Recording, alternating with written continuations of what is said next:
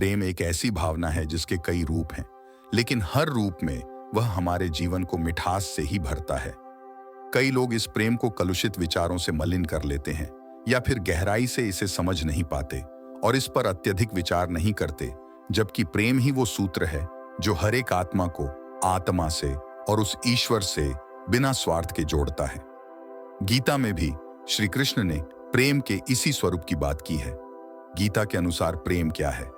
श्रीमद् भागवत गीता में प्रेम के बारे में कहा गया है कि प्रेम किसी को पाना नहीं बल्कि उसमें खो जाना है। प्रेम वही है जिसमें त्याग हो और स्वार्थ की भावना नहीं हो। प्रेम में त्याग करने से हम अपनी आत्मा को शुद्ध करते हैं। आजकल लोग प्रेम को किसी न किसी तरह से हासिल करते हैं या उसे केवल खुद को सुख देने के लिए जिम्मेदार समझते हैं, जिससे प्रेम की भावना खो जाती है और शर्तें आ जाती हैं।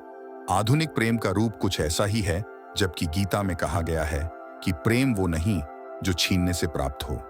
श्री कृष्ण कहते हैं कि किसी से ज्यादा लगाव हानिकारक हो जाता है, क्योंकि अत्यधिक लगाव उम्मीद की ओर ले जाता है और उम्मीद पूरी न होने पर दुहक का कारण बन जाता है।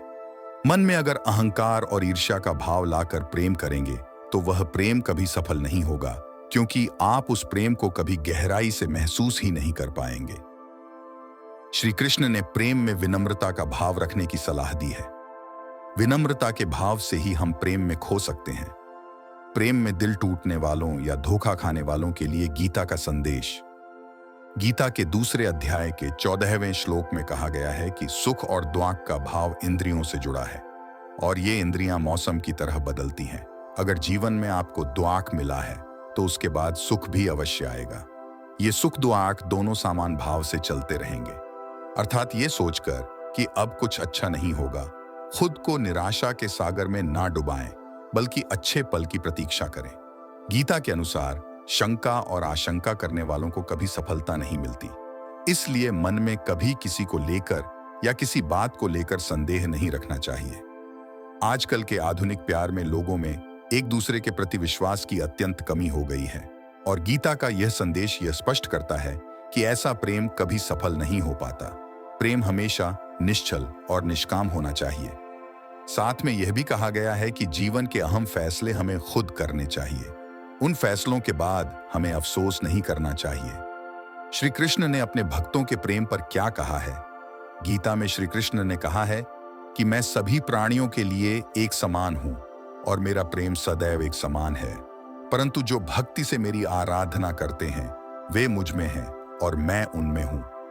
यदि बुराई करने वाला भी अपने सारे प्राण से मेरी आराधना करे तो अपनी सही इच्छा के कारण वह धर्मी गिना जाएगा। वह शीघ्र ही शुद्ध हो जाएगा और शाश्वत शांति प्राप्त कर लेगा।